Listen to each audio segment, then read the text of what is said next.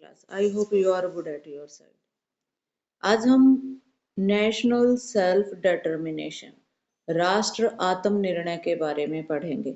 यहाँ पर राष्ट्र है जो वो ये चाहता है कि जो अंतर्राष्ट्रीय संस्थाएं हैं वो उसको एक राष्ट्र का दर्जा दे और ये अपनी एक अलग पहचान बनाना चाहते हैं और ये चाहते हैं कि ये स्वयं के निर्णय जो भी उसकी समुदाय है उसके निर्णय ये स्वयं ले।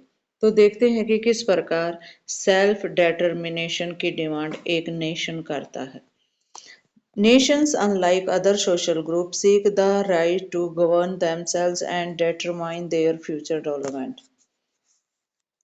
बाकी सामाजिक समूहों से अलग राष्ट्र अपना शासन अपने आप करने और भविष्य को तय करने का अधिकार चाहते हैं। They seek in other word, अगर हम दूसरे शब्दों में कहें, सीक का मीनिंग होता है बेटा चाहना। The right to self determination यानी कि ये जो समुदाय है आत्मनिर्णय का अधिकार चाहता है। In making this claim, a nation seeks recognition and acceptance by international community of its status as distinct political entity or state. अब ये नेशन क्लेम करना चाहता है कि उसको उसको पहचान मिले और उसको अंतर्राष्ट्रीय कम्युनिटी के द्वारा स्वीकार किया जाए कि उसको एक अलग जो राजनीतिक वो स्टेट बनाना चाहता है उसका स्टेटस इसे दिया जाए। Most often they claim come from people, और अधिकतर समय ये जो क्लेम है वहाँ के लोगों के द्वारा किए जाते हैं। Who have lived together on a given land for a long period of time, जहाँ पर एक निश्चित भूभाग पर वो लंबे समय से रह रहे हैं वो लोग इसकी डिमांड करते हैं।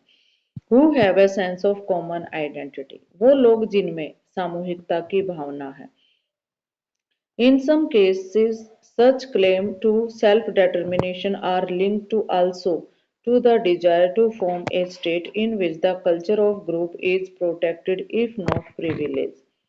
तो यहाँ पर कुछ ऐसे मामले हैं जहाँ पर स्वतंत्र राज्य बनाने की उसकी इच्छा से जुड़े हैं। इस दावे का संबंध किसी समूह की संस्कृति की संरक्षा से होता है यानी कि सुरक्षा से होता है। Claim of the latter kind were frequently made in the 19th century in Europe. इस प्रकार के जो क्लेम थे 19वीं शताब्दी में यूरोप के सामने कई बार आए। The notion of one culture, one state began to gain acceptability at the time. तो बेटा आपने ये नारा सुना होगा, slogan one culture one state one leader, ये वाला जो है हिटलर ने दिया था। तो वन कल्चर और वन स्टेट की जो भावना है अब ये उस समय पर स्वीकार की जा रही थी। Subsequently, the idea of one culture, one state was employed while reordering state boundary after World War I. तो इसी नारे के तहत वन कल्चर और वन स्टेट के अकॉर्डिंग ही वर्ल्ड वार फर्स्ट के समय पर बहुत सारे राज्य हैं जो वो बनाए गए थे। The Treaty of Versailles established a number of small newly independent states. जो ट्रीटी हुई थी वर्साई की उसमें भी छोटी छोटी नई स्वतंत्र राज्य बने थे। But it proved virtually impossible to satisfy all the demand for self-determination which were made at the time. लेकिन ये बिल्कुल इम्पॉसिबल है कि सभी लोगों की सेल्फ डिटर्मिनेशन की जो डिमांड है उसे पूरा किया जा सके, ये संभव नहीं है, जो कि समय समय पर उठ रही थी। Beside reorganization of state boundary to satisfy the demand of one culture one state, इसके अलावा रीऑर्गेनाइजेशन हो रही थी जो स्टेट बाउंड्रीज, उसमें वन कल्चर वन स्टेट की डिमांड को सेटिस्फाई करने की कोशिश की जा रही थी।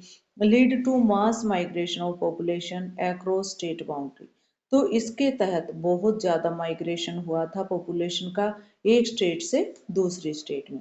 Million of people as consequence were displaced from their homes and expelled from the land which had been their home for generation. तो मिलियंस ऑफ पीपल थे, जो लाखों लोग थे, इस चीज से बेघर हो गए थे क्योंकि उन्होंने जो जो काफी समय से वो लोग वहां रह रहे थे उनको वहां से एक्सपेल कर दिया। Many other became victim of communal violence, और बहुत सारे लोग जो सांप्रदायिक हिंसा के भी शिकार बन गए। Humanity paid a heavy price for reorganizing boundary in a way that culturally distinct community could form separate nation state। यहाँ पर अलग अलग जो कल्चर के समुदाय के लोगों को अलग अलग राष्ट्र राज्य की सीमाओं को जब बदला गया तो काफी प्रॉब्लम हुई। Beside, even in this effort, it was not possible to ensure that the newly created state contained only one ethnic community। इसके अलावा यहाँ पर ये प्रयास तो किया गया, लेकिन ये संभव नहीं था कि जो न्यूली क्रिएटेड स्टेट थी उसमें केवल एक ही जाति के समुदाय शामिल हों। Indeed, most states had more than one ethnic and cultural community living within its boundary। और वास्तव में बहुत सारी स्टेट ऐसी हैं जहाँ पर एक से ज़्यादा जाति और संस्कृति समुदाय के लोग उसकी बाउंड्री में रहते हैं। These communities which were often small in number, यहाँ पर कुछ ऐसे समुदाय हैं जो संख्या में बहुत ही कम हैं, and constitute a minority within the state when often disadvantaged, और कई बार वो बहुत ज़्यादा मिनोरिटी में भी होते हैं और वो अवांछित हो जाते हैं। Hence the problem of the accommodating minority as equal citizen remain। तो यहाँ पर जो समस्या है वो ये है कि अकोमोडेट करने की कोशिश की जाती है इन मिनोरिटीज की, उनको इक्वल सिटीजन के रूप में कोशिश की जाती है कि उनकी ये समस्या होती है कि उनको भी इक्वल माना जाए बाकी सिटीजन की तरह। The only positive aspect of this development was it granted political recognition to various groups who saw themselves as distinct nations and wanted the opportunity to govern themselves and determine their own future।